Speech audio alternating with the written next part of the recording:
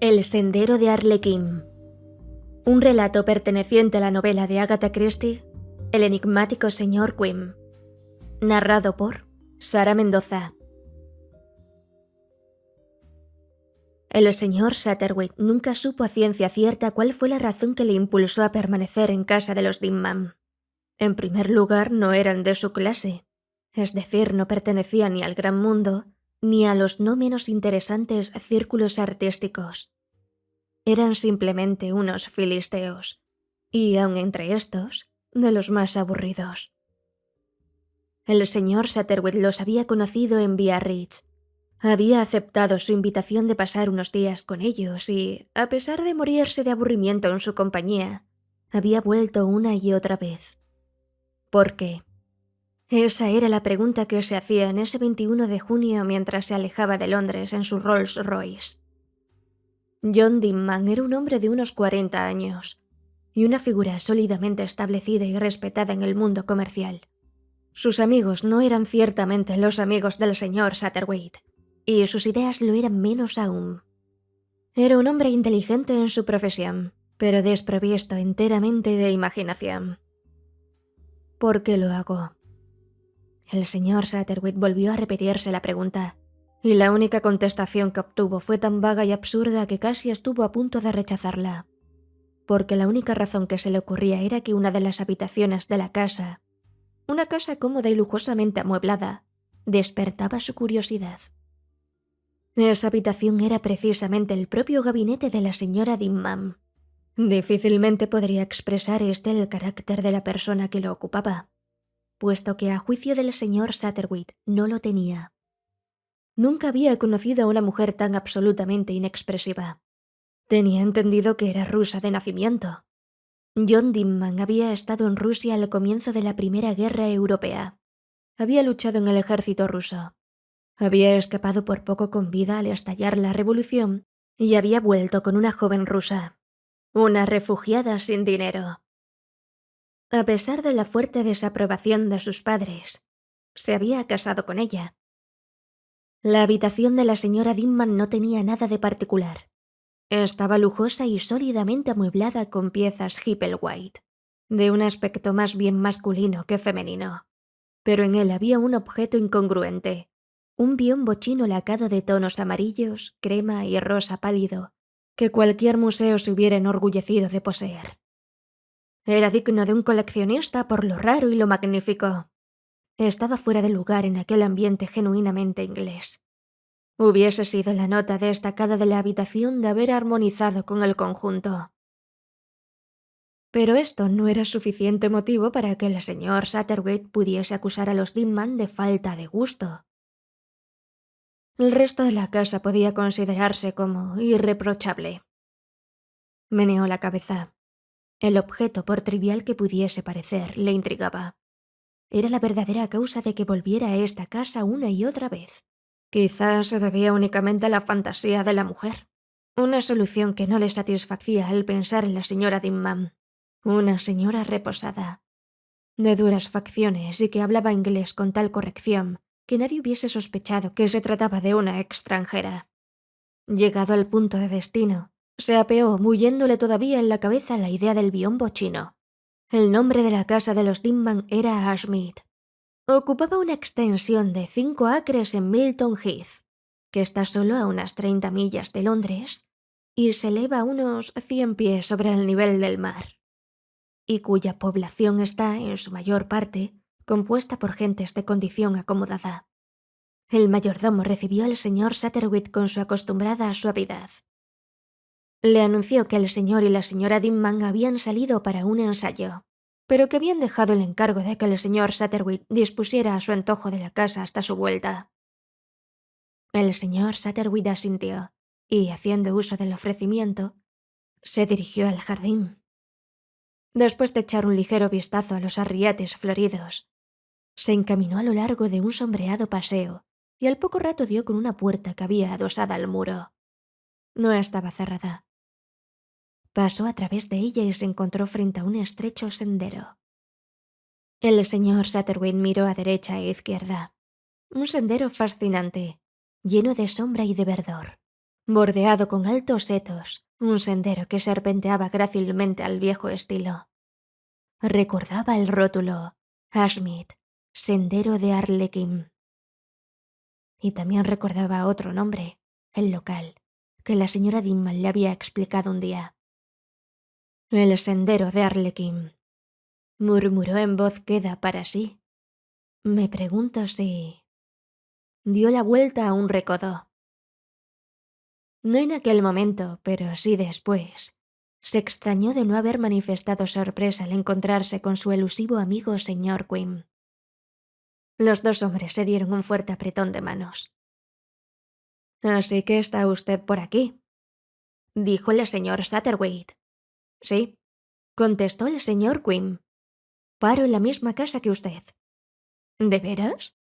Sí, ¿le sorprende?» «No», dijo lentamente el señor Satterthwaite. «Solo que no es su costumbre permanecer largo tiempo en un mismo sitio». «Solo el tiempo necesario», contestó gravemente el señor Quinn. «Comprendo», dijo el señor Satterthwaite. Caminaron en silencio durante algunos minutos. «Este sendero», empezó a decir el señor Satterthwaite, pero se detuvo. «Me pertenece», completó el señor Quinn. «Me lo supuse», añadió el señor Satterthwaite. «O al menos debería ser así, por más que creo entender que tiene otro nombre, un nombre que le han dado en la localidad. El Sendero de los Enamorados. ¿Lo sabía usted?» El señor Quinn asintió con un gesto. «Pero probablemente», añadió con amabilidad, «hay un Sendero de los Enamorados en cada población». «Supongo que sí», contestó el señor Satterthwaite exhalando un pequeño suspiro. Se sintió de pronto viejo y descentrado, el residuo marchito y seco de lo que un día fue un hombre. A cada lado se alzaban los setos con su insultante verdor. «¿Dónde acaba este sendero?», exclamó de pronto. «Acaba aquí», contestó el señor Quinn. Acababan de dar la vuelta al último recodo. El sendero terminaba en una pequeña parcela de tierra agreste donde, y casi a sus pies, se abría una profunda sima. En su fondo había latas que lanzaban vivos reflejos al ser heridas por el sol y otras demasiado oxidadas para brillar. Zapatos viejos, fragmentos de periódicos y otra gran variedad de artículos, todos ellos completamente inservibles. «Un vertedero de basura», exclamó el señor Satterthwaite, que hizo una profunda inspiración con indignación. «Algunas veces se encuentran cosas maravillosas entre las basuras», interpuso el señor Quinn. Lo sé», dijo el señor Satterthwaite, y recordó a continuación algo que le vino a la memoria. «Tráeme las dos cosas más hermosas de la ciudad», dijo Dios. «Supongo que sabe usted lo que sigue». El señor Quinn asintió. El señor Satterthwaite levantó la vista hacia las ruinas de una pequeña casita de campo, posada sobre el borde mismo del muro de contención que remataba el acantilado. «Un panorama poco agradable para aquella casa», observó fijando su mirada en ella. «No creo que este fuese un vertedero de basuras en aquellos tiempos», dijo el señor Quinn. «Creo que los Dimman vivieron ahí a raíz de su casamiento. Se cambiaron a la gran residencia poco después de morir los viejos dueños. La casa se vino abajo al iniciarse los trabajos de explotación de una cantera, pero como puede ver no se llegó a hacer gran cosa en ese sentido». A continuación se volvieron y desandaron lo andado. «Supongo», dijo el señor Satterthwaite sonriendo, «que muchas parejas se pasearán a lo largo de este sendero en estas calurosas noches de verano». «Es lo más probable». «Enamorados», murmuró el señor Satterthwaite con un suspiro. Volvió a repetir la palabra pensativo y sin ese embarazo propio de los ingleses. Este era el efecto que le producía al señor Quinn. «Enamorados. Es mucho lo que siempre ha hecho usted por ellos, señor Quinn». Este inclinó la cabeza sin replicar. Los ha salvado usted frecuentemente del dolor y de algo peor que el dolor, de la muerte. Ha sido usted un abogado defensor de los mismos muertos. Está usted hablando de sí mismo, de lo que usted ha hecho, no de mí. Es lo mismo, insistió el señor Satterwhite, y usted lo sabe muy bien. Añadió sin que el otro replicara. Usted ha actuado a través de mí. Por razones que todavía no se me alcanzan, no toma parte directa en las cosas. A veces lo hago, dijo el señor Quinn. Su voz había adquirido un nuevo y extraño matiz. El señor Satterwhite se estremeció. La tarde, pensó, debía estar refrescando ya, pero comprobó que el sol brillaba en el cielo con todo su esplendor. En aquel momento una muchacha apareció por el recodo que había frente a ellos. Era bonita, de ojos azules y rubios cabellos, y lucía un lindo vestido de algodón color rosa. El señor Satterwhite la reconoció. Era Molly Stanwell, a la que había conocido en visitas anteriores. Ella agitó una mano en señal de bienvenida. «John y Anne acaban de marcharse», exclamó. Suponían que habría usted llegado, pero no tuvieron más remedios que acudir al ensayo. ¿El ensayo de qué?, preguntó el señor Satterwhite.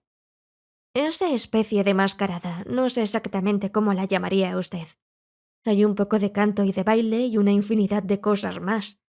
¿Recuerda usted al señor Manley? ¿Aquel que tenía una bonita voz de tenor? Ese será el Pierrot y yo haré de Pierrette. Vienen 2 bailarines profesionales para desempeñar los papeles de Arlequín y Colombina. Y hay además un buen coro de muchachas. Lady Roseimer se dedica con tanta habilidad a enseñar a cantar a las chicas del pueblo. Se lo ha tomado muy en serio. La música es bastante bonita, aunque quizá demasiado moderna. Y no entona con nada. De Claude Wickham, no sé si lo conocerá usted. El señor Satterwhite asintió, pues, como ya hemos mencionado anteriormente, consideraba su métier conocer a todo el mundo. Estaba enterado de las aspiraciones geniales de Claude Wickham, y sabía que Lady Roseimer era una judía entrada en carnes y con gran penchant por la juventud de inclinaciones artísticas. También conocía a Sir Leopold Roseimer, a quien gustaba ver feliz a su esposa sin importarle, cosa un tanto rara en un marido, el medio que ésta empleara para conseguirlo. Encontraron a Claude Wickham tomando el té con los Dinman, llenándose la boca de forma indiscriminada con todo aquello que estuviese al alcance de su mano, hablando con su acostumbrada vivacidad y moviendo sus blancas manos de forma tan aparatosa que daban la sensación de hallarse desarticuladas de los brazos. Sus ojos cortos de vista miraban a través de unas descomunales gafas con montura de concha. John Dinman, de pie, muy lejos de ninguna tendencia a la esbeltez, escuchaba con aire aburrido. Según le pareció al señor Satterwhite, el músico le estaba haciendo partícipe de sus diversas opiniones. Anna Dinman estaba sentada tras un servicio de té, tan quieta e inexpresiva como siempre. El señor Satterwhite le lanzó una furtiva mirada. Alta, muy delgada, con la piel tirante sobre sus pómulos salientes, el cabello negro simétricamente partido en el medio, y una piel en que ya empezaba a notarse la acción devastadora del tiempo. Una mujer amante del sol y del aire, y poco amiga por lo visto del uso de cosméticos. Una especie de muñequita holandesa de madera, sin vida y, sin embargo, pensó, algo tiene que haber tras esa pretendida indiferencia. Y lo cierto es que no hay nada. Esto es lo raro. Sí, es muy raro. Se volvió de pronto a Claude Wickham y dijo: «Perdone, ¿decía usted?». Claude Wickham, a quien le gustaba oír el sonido de su propia voz, empezó a repetir su perorata. «Rusia», dijo. «Ese es el único país que hoy tiene interés en el mundo. Saben experimentar. Con vida, si usted quiere, pero experimentan. Oh, eso es magnífico». Se metió, sin ceremonia alguna, un emparedado entero en la boca y rellenó el espacio que le quedaba disponible con un pedazo de una barra de chocolate que agitaba con la otra mano. «Tome usted, por ejemplo», siguió diciendo con la boca llena, «el ballet ruso. Recordando de pronto a la señora de la casa, se volvió a ella y le preguntó su opinión sobre el ballet ruso. La pregunta era evidentemente el preludio del punto importante, lo que en realidad Claude Wickham pensaba del ballet ruso. La respuesta concisa de ella le cogió completamente desprevenido. «Nunca lo he visto», contestó ella. «¿Qué?», se le quedó mirando con la boca abierta. «¿No querrá usted decir que...?» La voz de la señora Dimman siguió sonando acompasada e inexpresiva. «Antes de mi boda yo fui bailarina. No es, pues, de extrañar que ahora se tome unas largas vacaciones», completó su marido.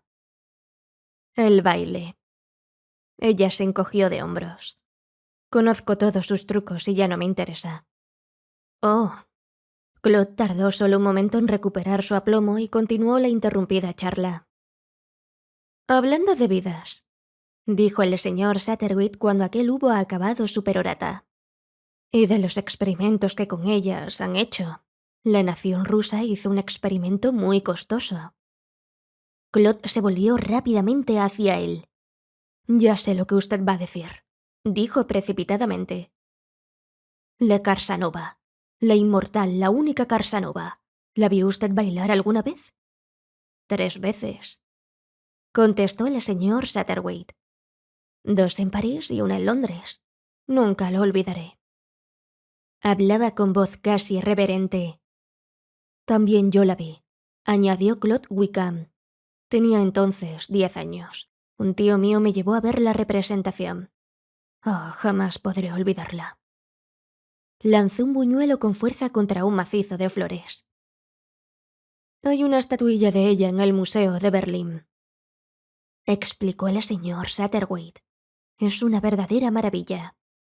Da una impresión de tal fragilidad que no parece sino que podría romperse con la uña del pulgar. La he visto haciendo de Colombina y de ninfa en el Cisne. Era genial». Prosiguió meneando la cabeza. «Pasarán muchos años antes que vuelvan a hacer una como ella. Era joven, además. Destruida, despiadada y estúpidamente en los primeros días de la Revolución. Locos, salvajes, gorilas», aulló Wickham ahogando su voz con un sorbo de té. «Yo estudié con la Karsanova», dijo la señora Dimman. «La recuerdo muy bien». «¿No es verdad que era admirable?», insistió en preguntar el señor Satterwhite. «Sí», contestó con voz queda la señora Dimman. «Era admirable». Claude Wickham se despidió y John Dimman lanzó un profundo suspiro de satisfacción que fue coreado por una sonora carcajada de su esposa.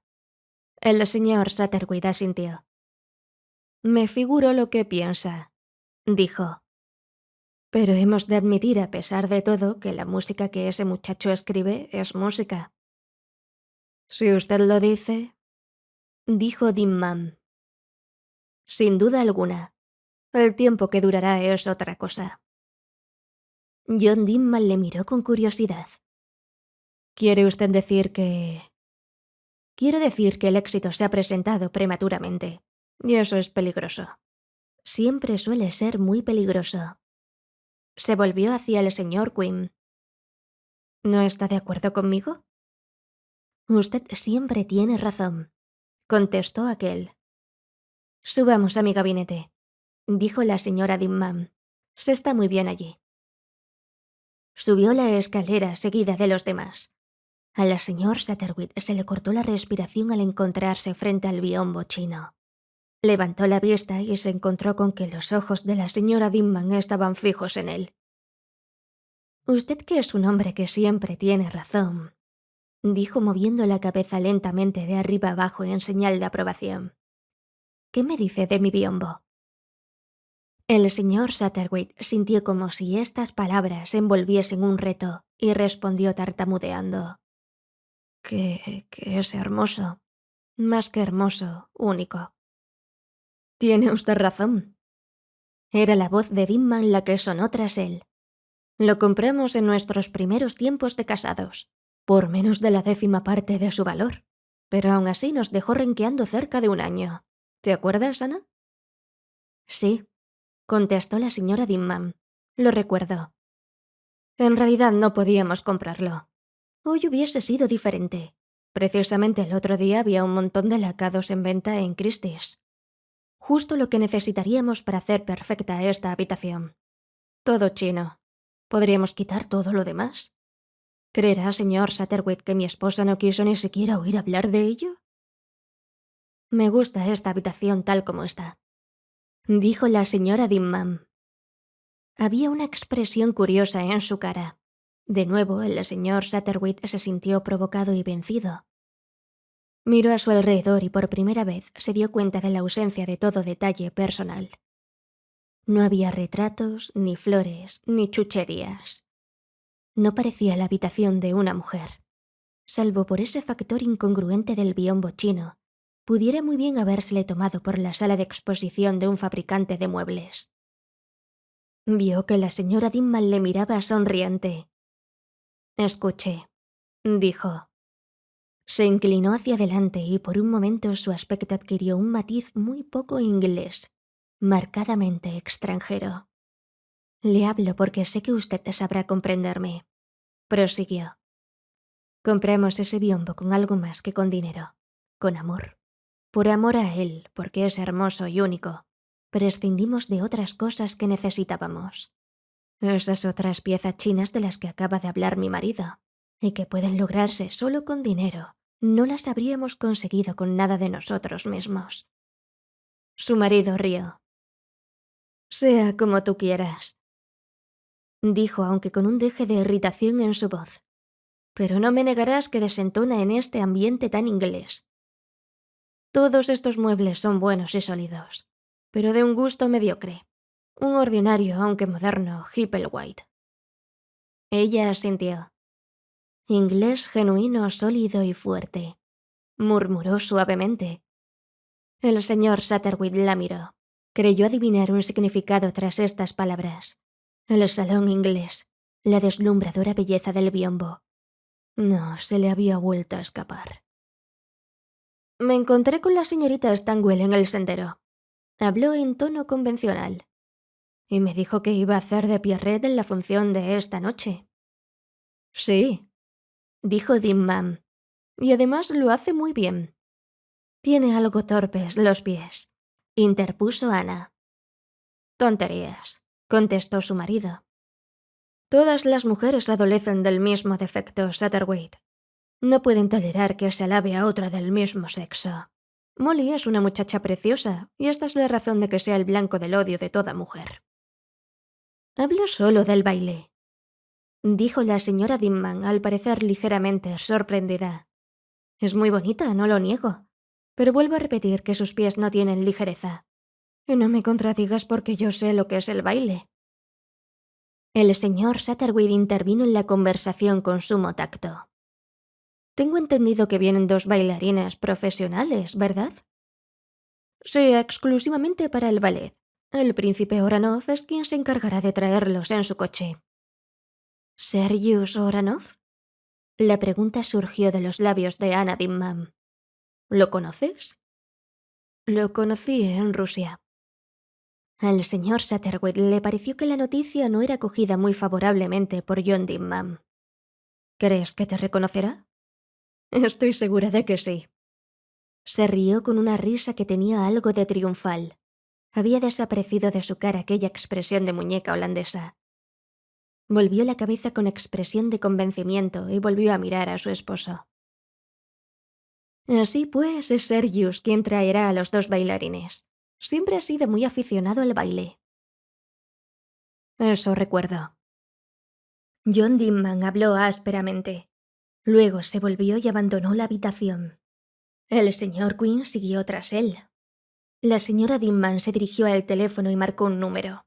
Detuvo al señor Satterwhite con un gesto cuando éste se decidía a seguir el ejemplo de los 2 anteriores. «¿Puedo hablar con Lady Rossheimer?» «Ah, es usted. Aquí Ana Dinman al habla. ¿Ha llegado ya el príncipe Oranov?» «¿Qué? ¿Qué? Oh, querida, qué horrible».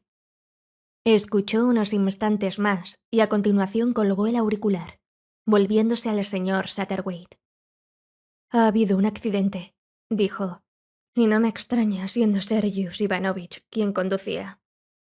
Veo que no ha cambiado nada durante estos últimos años. La muchacha no está malherida, pero ha sufrido golpes y no estará en condiciones de bailar esta noche. El hombre ha sufrido la fractura de un brazo. Solo Sergius Ivanovich resultó ileso. Veo que el diablo protege a sus compinches.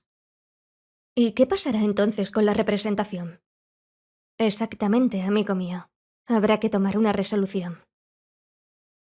La señora Dimman se sentó pensativa. Al poco rato volvió a levantar la vista. Soy una mala anfitriona, señor Satterthwaite, dijo. No sé entretener a mis invitados. Por mi parte, le aseguro que no es necesario. Hay algo, sin embargo, señora Dimman, que quisiera saber. Diga, ¿cómo llegó usted a conocer al señor Quinn? Viene a menudo por aquí, contestó ella lentamente. Creo que tiene algunas propiedades en este rincón del mundo. Así parece, o al menos así pareció darme a entender esta tarde, dijo el señor Satterthwaite. Hizo una pausa. Su mirada se encontró con la del señor Satterthwaite. Creo que usted lo conoce mejor que yo. Terminó diciendo. ¿Yo? ¿Me equivoco? El señor Satterthwaite se sintió confundido. Aquella mujer perturbaba la ecuanimidad de su alma.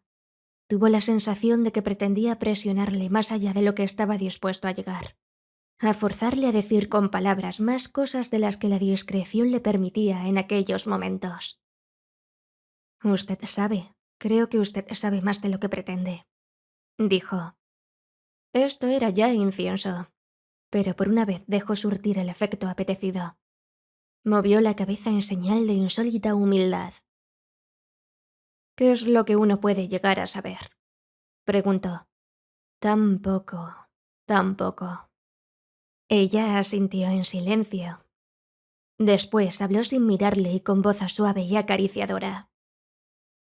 Supongamos que yo fuera a contarle algo. ¿No se reiría usted? No, creo que no. Supongamos, pues, que para continuar uno... Se detuvo un instante. En su profesión tuviese que recurrir a fantasías, a pretender ser alguien que no existe, a tener que imaginar a cierta persona. Esto es solo una suposición, entiéndame bien. Nada más que eso. Pero si de pronto un día... Continúe, dijo con interés el señor Satterthwaite, sumamente interesado.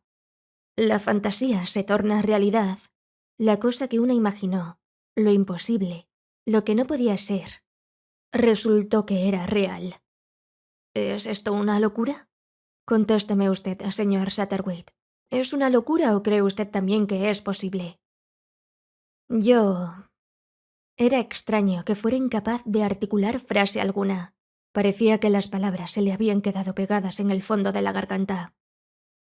Insensateces, exclamó Anna Dimman. Desvaríos. Se levantó y abandonó la habitación, dejando al señor Satterthwaite sin poder confesar su fe. Cuando bajó a cenar, encontró a la señora Dimman atendiendo a un señor alto y moreno que frisaba en los 40 años. Príncipe Oranov, el señor Satterthwaite. Los dos hombres se inclinaron ceremoniosamente. El señor Satterthwaite tuvo la impresión de haber interrumpido una conversación que por lo visto no había de reanudarse. Ninguno de los dos mostró, sin embargo, incomodidad alguna. El ruso hablaba con fluidez y naturalidad de cosas por las que el señor Satterthwaite sentía verdadera predilección. Era un hombre de refinado gusto artístico, y pronto advirtieron que contaban con numerosas amistades en común. John Dimman se les unió e inició el tema del accidente. Oranov expresó un gran pesar por él mismo. No fue culpa mía. Es verdad que me gusta correr, pero soy un buen conductor. Fue la fatalidad, dijo encogiéndose de hombros. La dueña de nuestros destinos. Ahora habla el ruso que hay en ti, Sergius Ivanovich, dijo Anna Dimman. Y encuentra por lo visto eco en ti, Anna Mikhailovna. respondió rápidamente el príncipe. El señor Satterwhite miró a las 3 personas, una tras otra. John Dinman, rubio, retraído, inglés. Y los otros 2, morenos, delgados y curiosamente parecidos. Un recuerdo le vino a la mente. ¿Cuál era? Ah, sí, ya lo tenía. El primer acto de las Valquirias. Sigmund y Sieglinde, ambos tan parecidos, y el extranjero Handim. Empezaron a brotar conjeturas en su cerebro. ¿Era acaso este el motivo de la presencia del señor Quinn? De una sola cosa estaba seguro, de que dondequiera que el señor Quinn hiciese su aparición forzosamente había un drama. ¿Iba a ser allí? ¿Aquellos 3 venerables personajes bordeaban la tragedia? Se sintió decepcionado. Había esperado algo mejor. ¿Has dispuesto algo, Ana? Preguntó Dinman. Supongo que no habrá más remedio que suspender el festival. Te oí telefonear a los Rosheimer. Ella movió la cabeza. No, no es necesario suspenderlo. ¿Pero nada se puede hacer sin el ballet? Es verdad que no hay mascarada posible sin un arlequín y una colombina, admitió Ana Dinman con sequedad. Pero no te preocupes, John, habrá una colombina. ¿Yo? ¿Tú? Está asombrado, confundido, pensó el señor Satterwhite. Ella asintió con expresión tranquila. No temas, John, no te defraudaré. No olvides que esta fue mi profesión. El señor Satterwhite pensó, qué cosa más extraordinaria es una voz. Lo que llega a decir y aún a insinuar sin decirlo. ¿Cuánto daría por saber? Bien, contestó John Dinman con visible disgusto. Eso resuelve la mitad del problema. ¿Y la otra mitad, la del arlequín? Lo he encontrado. Allí. Hizo un gesto en dirección a una puerta que acababa de abrirse, y en cuyo marco apareció la esbelta figura del señor Quinn. Este contestó el gesto con una alegre sonrisa que tenía algo de asentimiento. «Por el amor de Dios, Quinn», exclamó John Dinman. «¿Acaso entiende usted de esto? Nunca me lo hubiese imaginado». «Un experto en la materia responde por el señor Quinn», dijo su esposa. «El señor Satterwhite lo respalda». Sonrió a este y el hombrecillo no pudo por menos de murmurar. «Sí, respondo por el señor Quinn».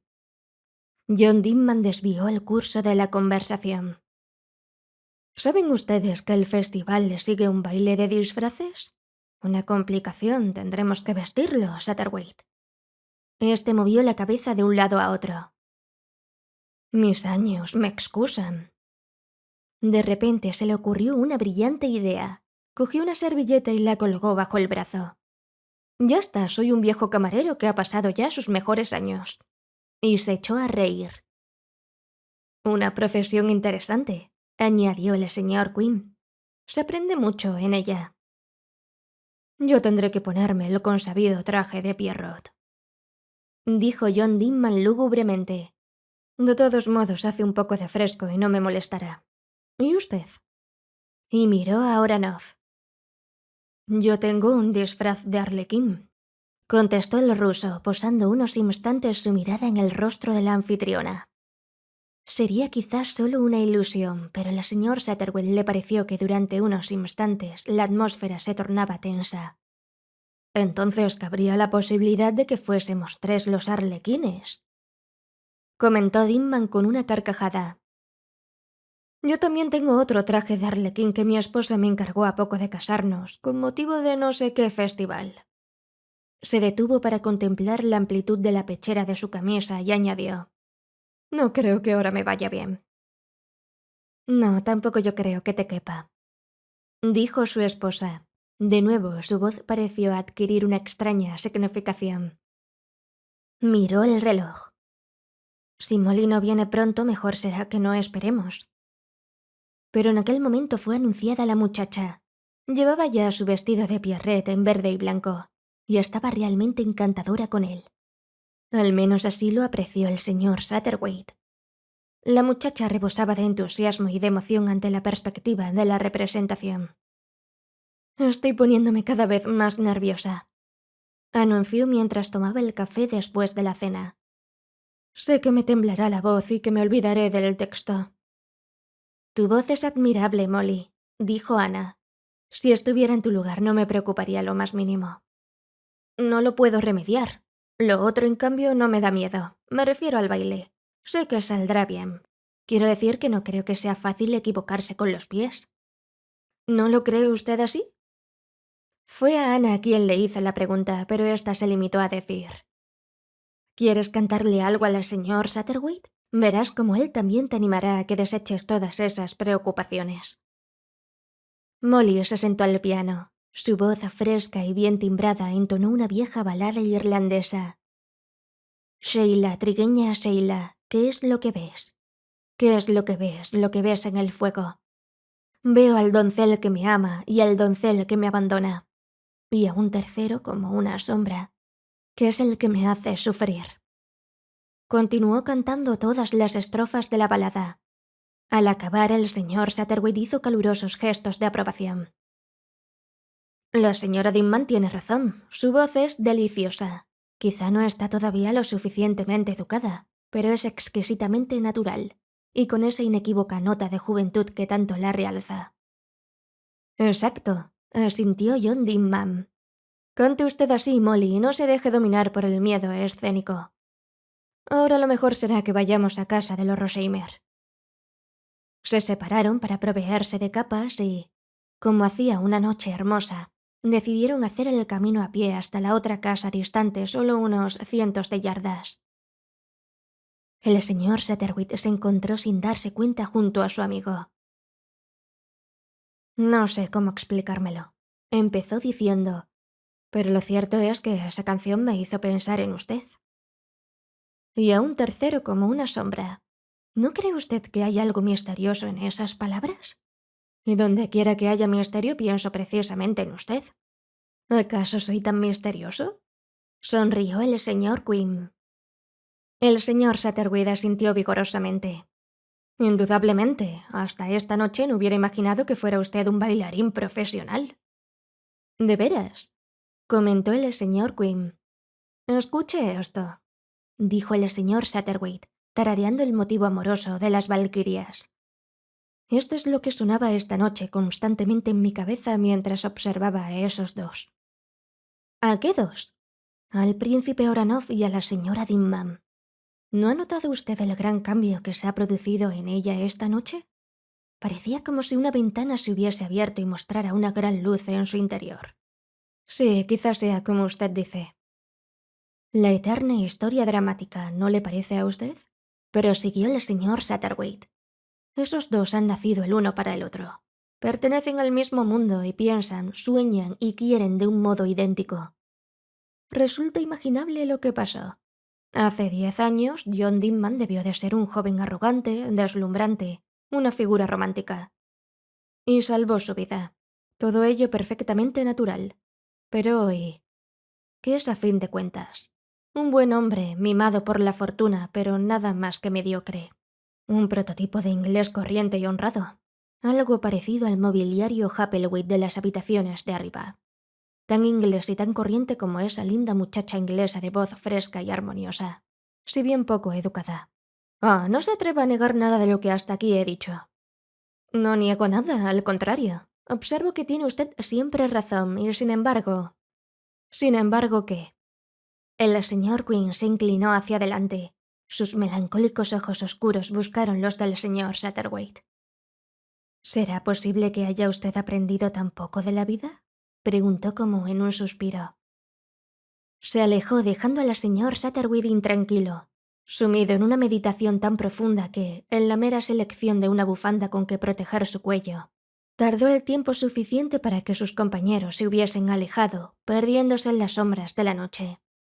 Salió al jardín y se dirigió a la misma puerta que distraídamente, y solo pocas horas antes cruzara.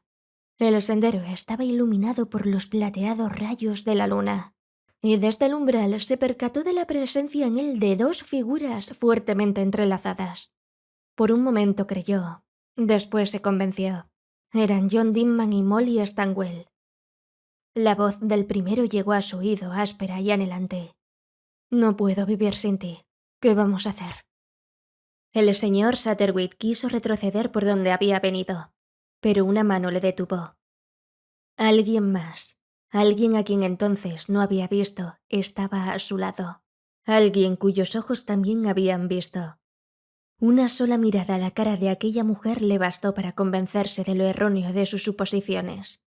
Aquella angustiada mano le obligó a permanecer en el sitio que ocupara hasta que las dos figuras hubieran desaparecido por el sendero. Se encontró de pronto pronunciando palabras que intentaron ser de consuelo, pero que nada lograron ante la intensidad del dolor que creyó adivinar. Ella solo habló una vez. «Por favor, no me deje usted». La súplica le llegó al alma. Después de todo, aún podía ser de utilidad para alguien. Siguió diciendo cosas que nada significaban, pero que eran siempre, y más en aquellos momentos, mejores que el silencio. Se dirigieron a la casa de los Rosheimer. Una mano se posó confidencialmente sobre uno de sus hombros, indicando con ligeros estremecimientos de sus dedos la alegría que le producía verse acompañada.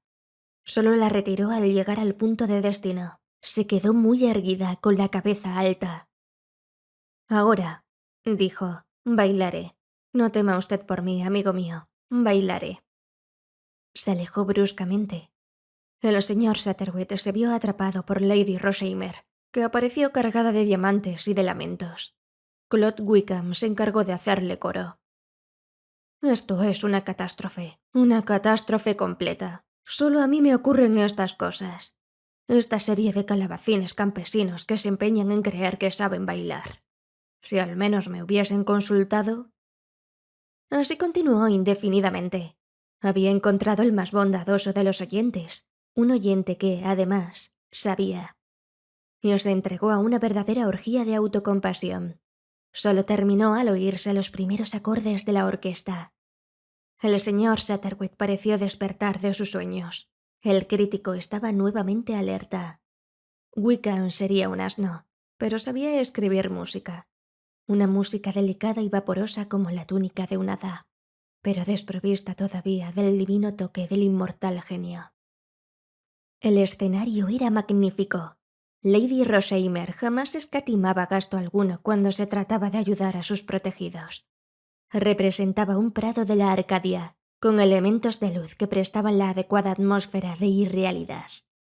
Dos figuras se movían ligeras, siguiendo el ritmo clásico de la leyenda.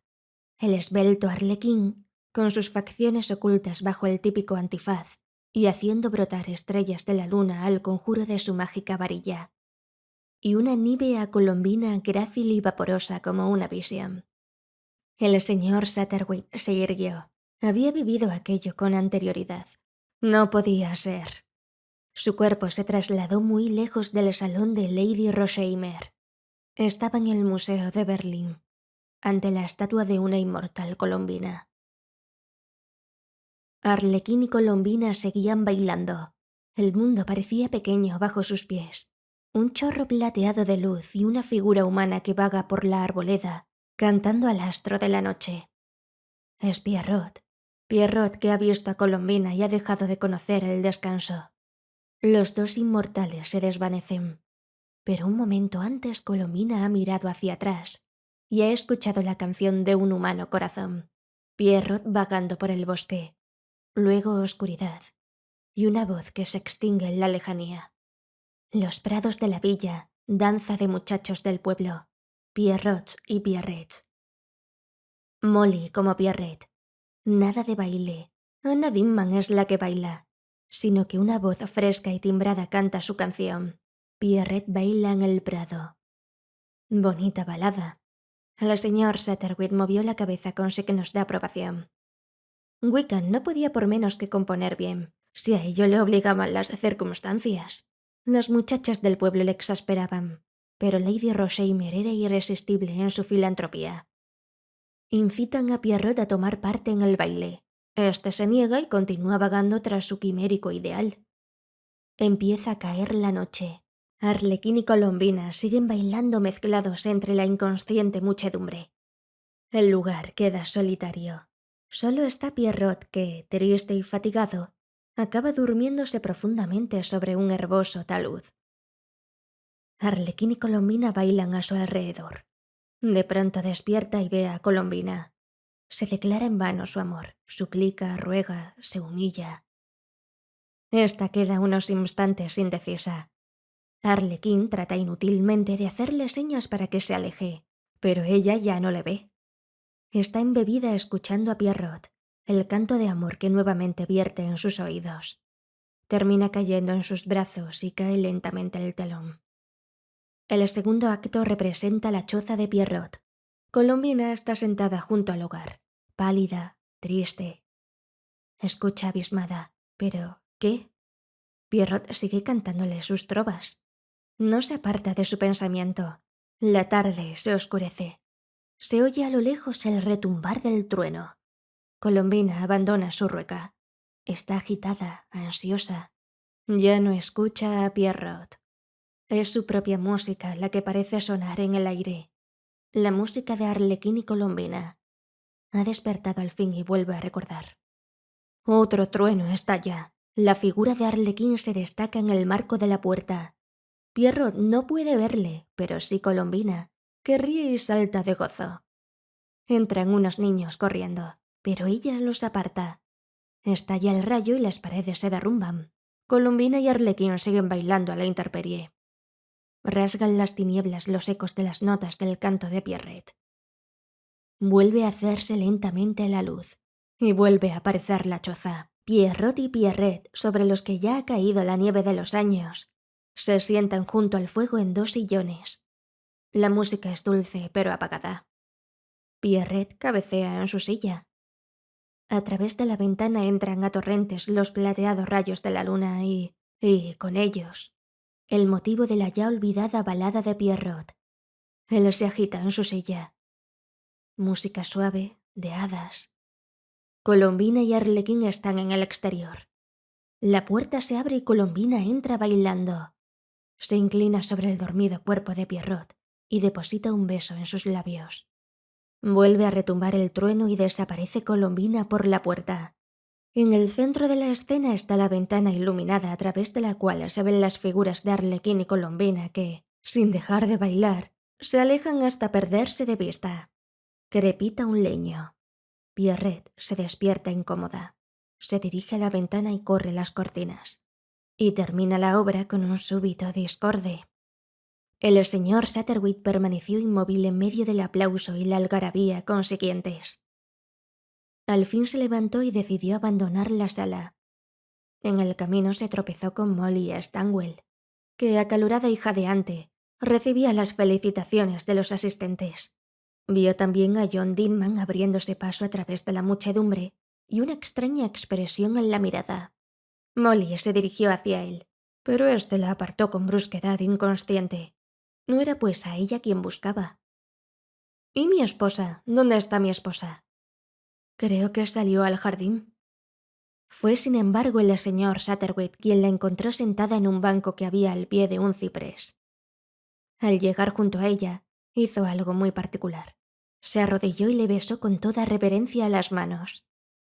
«Ah», dijo ella, «¿cree usted que he bailado bien?» «Ha bailado usted como siempre, Madame Casanova». Ella ahogó un grito. «¿Entonces me ha reconocido usted?» «Hay solo una Casanova en el mundo.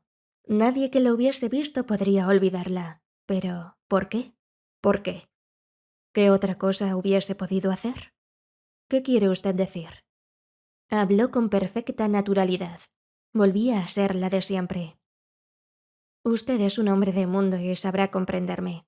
Una gran bailarina puede tener cuantos amantes quiera, pero una esposa es diferente». A él no le gustaba lo primero. Quería que le perteneciese, y como Casanova, no hubiera podido pertenecer enteramente a hombre alguno. «Comprendo», contestó el señor Satterwhite. «¿Y renunció usted a la gloria?» Ella sintió con un movimiento de cabeza. «Debió usted amarle mucho», dijo el señor Satterwhite con dulzura. «¿Para haber hecho ese sacrificio?» Y se echó a reír. «No, por haberlo hecho con el corazón alegre». «Ah, sí, quizá tenga usted razón». ¿Y ahora? Preguntó el señor Satterthwaite. El rostro de ella adquirió una expresión de extrema gravedad. ¿Ahora? Se detuvo. Luego levantó la voz y habló dirigiéndose a unos oscuros matorrales. ¿Eres tú, Sergius Ivanovich? Tomó la mano que ella le tendía y sonrió al señor Satterthwaite. Hace 10 años lloré la muerte de Ana Karsanova, dijo con sencillez. Lo era todo para mí. Hoy la he encontrado de nuevo y nunca más volveremos a separarnos. Espérame al final del sendero dentro de 10 minutos, dijo Ana. No faltaré. Oranov se inclinó y desapareció en dirección a la casa. La bailarina se volvió hacia el señor Satterthwaite con una sonrisa que le bailaba en los labios. ¿No ha quedado satisfecho, verdad, amigo mío? ¿Sabe usted, dijo abruptamente el señor Satterthwaite, que su marido la anda buscando? Vio que sus facciones se contraían con un ligero temblor, pero su voz seguía firme. Sí, dijo gravemente.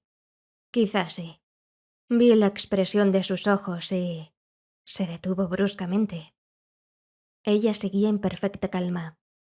Es posible. Le durará quizá 1 hora. 1 hora en que volverán a surgir en su memoria el recuerdo de otras horas felices, llenas de música, de risas y de ensueño. Pero eso es todo. Entonces, ¿no hay nada más que pueda añadir? Se sintió viejo y sin fuerzas. Durante 10 años he vivido con el hombre a quien amó, declaró Ana Karsanova. Ahora volveré al lado del hombre que durante 10 años me amó a mí. El señor Satterthwaite nada dijo. Se le habían agotado todos los razonamientos. Además, esta le parecía la única y posible solución, solo que no era esta, en realidad, la que él hubiese deseado. Sintió que una mano se posaba en su hombro. Lo sé, amigo mío, lo sé, pero no hay terceros caminos en el amor. Comprendo que es ley natural la de ir siempre en pos del perfecto, del soñado y eterno amante. Es la música de Arlequín la que subyuga nuestras almas, pero no hay amor que satisfaga porque todos los amantes al fin y al cabo son mortales. Y Arlequín es solo un mito, un ser invisible, a menos que... Concluya. A menos que su verdadero nombre no sea precisamente el de Arlequín, sino el de muerte. El señor Satterthwaite se estremeció. Ella se alejaba y desapareció engullida por las sombras del jardín. Nunca supo cuánto tiempo permaneció sentado en aquel banco. Mas, de pronto, se levantó con el presentimiento de que había estado perdiendo el tiempo. Impelido por una fuerza misteriosa, casi a despecho de sí mismo, se encaminó en una determinada dirección. Al llegar al sendero, creyó perder la noción de la realidad de las cosas. ¿La mágica influencia del astro de la noche? Vio a 2 figuras que se acercaban en dirección a él. Una de ellas vestía el inconfundible traje de Arlequín. Oranov, se dijo el señor Satterthwaite. De pronto, y al pasar por su lado, se dio cuenta de su equivocación. Aquel cuerpo fino y cimbreante solo podía pertenecer a una persona, al señor Quinn. La pareja se dirigió rápidamente a lo largo del sendero, con pies que más parecían deslizarse en el aire. El señor Quinn volvió un instante la cabeza hacia atrás. El señor Satterthwaite experimentó una sacudida. No era ya la misma cara del señor Quinn de solo unos momentos antes. Ahora eran las facciones de un extraño. Tampoco podía calificarlas así. Eran, así, las que John Dinman hubiese muy bien podido tener antes de que la vida le colmara con sus dones. Rasgos de impaciencia, de afán, de aventura, de juventud, de ingenuidad y de pasión. A un tiempo, ella reía felizmente en sus brazos. Lo siguió con la mirada y a lo lejos distinguió las luces vacilantes de una pequeña choza. Todo parecía como un sueño. Una mano que se posó en su hombro le devolvió crudamente a la realidad. Se volvió bruscamente y se encontró cara a cara con Sergius Oranov. El hombre estaba pálido e inquieto. ¿Dónde está? ¿Dónde está?, preguntó el príncipe con la cara desencajada. Me prometió, y no ha venido todavía. Madame acaba de pasar por el sendero, sola. La voz de la doncella de la señora Dimman había hablado desde la oscuridad de la puerta. Esperaba yo su vuelta con uno de sus abrigos. «Estaba aquí y la vi pasar», añadió. El señor Satterwhite le preguntó con voz entrecortada por una súbita sospecha. «¿Sola? ¿Dice usted que iba sola?» La doncella abrió desmesuradamente los ojos. «Sí, señor», contestó. «¿Acaso no la vio usted también?» El señor Satterwhite asió con fuerza un brazo de Oranov. «No hay tiempo que perder», dijo. «Me temo». Corrieron apresuradamente el sendero abajo. El ruso no cesaba de proferir frases que no guardaban hilación alguna. «Es una criatura admirable. ¿Cómo bailó esta noche? Ese amigo suyo, ¿quién es? Es maravilloso, único. Cuando ella bailaba hace años, la colombina de Rimsky-Korsakov, jamás pudo encontrar el arlequín perfecto. Mordorov, Kasnine, ninguno logró satisfacerle. Me lo dijo una vez. Siempre que bailaba lo hacía con el pensamiento fijo en un arlequín ideal. Un hombre que no existía. Era el mismo arlequín que bailaba con ella. Era su fantasía la que lograba una colombina tan maravillosa. El señor Satterwhite asentía. En su cabeza latía un único pensamiento. «Deprisa», decía sin cesar, «antes de que sea demasiado tarde. Hemos de llegar a tiempo».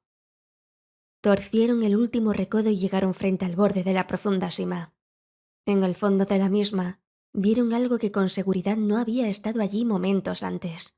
El cuerpo tendido de una mujer en una posición llena de armonía, con los brazos tendidos en cruz y la cabeza echada hacia atrás. Una cara y un cuerpo a los que ni aun la muerte había logrado desproveer de su natural hermosura. El recuerdo de unas palabras volvió súbitamente a la memoria del señor Satterwhite. A veces se encuentran cosas maravillosas entre estas montañas de desperdicios. Ahora comprendía su sentido. Oranov murmuraba frases entrecortadas. Las lágrimas corrían abundantemente por sus mejillas. «La quise, siempre la he querido». Empleó después las mismas palabras que solo horas antes se le ocurrieran también al señor Satterwhite. Pertenecíamos a un mismo mundo y pensábamos, soñábamos y queríamos de un modo idéntico. La hubiese amado el resto de mi vida. ¿Cómo lo sabe usted? El ruso se le quedó mirando fijamente, ante la displicente impertinencia del tono con el que el señor Satterwhite pronunció estas palabras. ¿Cómo lo sabe usted? Repitió impávido el señor Satterwhite. Todos los amantes creen y dicen lo mismo. Solo existe un amor, en realidad. Se volvió y a los pocos pasos se dio casi de bruces con el señor Quinn. El señor Satterwhite lo asió por un brazo y se lo llevó aparte con gran agitación. «Fue usted», dijo. «Fue usted quien hace unos momentos se encontraba con ella, ¿verdad?» «Podría decirse así si lo desea», contestó suavemente. «¿Y la doncella no lo vio?» «La doncella no me vio». «Pero yo sí, ¿por qué?» «Quizá como resultado del precio que usted ha pagado. Ve cosas que los otros no ven». El señor Satterwhite le miró sin comprender un minuto o dos. Luego se echó a temblar como un azogado. «¿Qué lugar es este?», susurró. «¿Qué lugar es este?» «Se lo dije ya antes. Es mi sendero». «Un sendero de enamorados», murmuró el señor Satterwhite. «Y la gente pasa por él. La mayoría, tarde o temprano. Y al final de él, ¿qué es lo que encuentran?» El señor Quinn sonrió. Su voz era muy dulce cuando señaló con un dedo la ruinosa casita que se dibujaba en lo alto. Quizá la choza de sus sueños. O quizá solo un montón de escombros. ¿Quién sabe? El señor Satterwhite le miró con estupor. Se sintió invadido por la ira. Se sintió engañado, defraudado. «¿Pero y yo?», preguntó con voz entrecortada por la emoción. «Yo nunca tuve la dicha de pasar por ese sendero». «¿Y lo lamenta?» El señor Satterwhite se sintió abatido. El señor Quinn pareció adquirir de pronto las descomunales proporciones de algo terrible y amenazador. Felicidad, tristeza, desesperación. Y el alma candorosa del señor Satterwhite se sintió dominada por un repentino espanto. «¿Y lo lamenta?», volvió a repetir el señor Quinn. Había algo siniestro en él. «No», balbuceó el señor Satterwhite. No. Mas de pronto pareció reaccionar. Pero veo las cosas, dijo con desesperación. Quizá haya sido un mero espectador en la vida, pero veo las cosas como ninguno otro ser las ve. Fue usted mismo quien lo dijo, señor Quinn. Pero el señor Quinn se había desvanecido. Fin. Aquí termina la novela de Agatha Christie, El enigmático señor Quinn.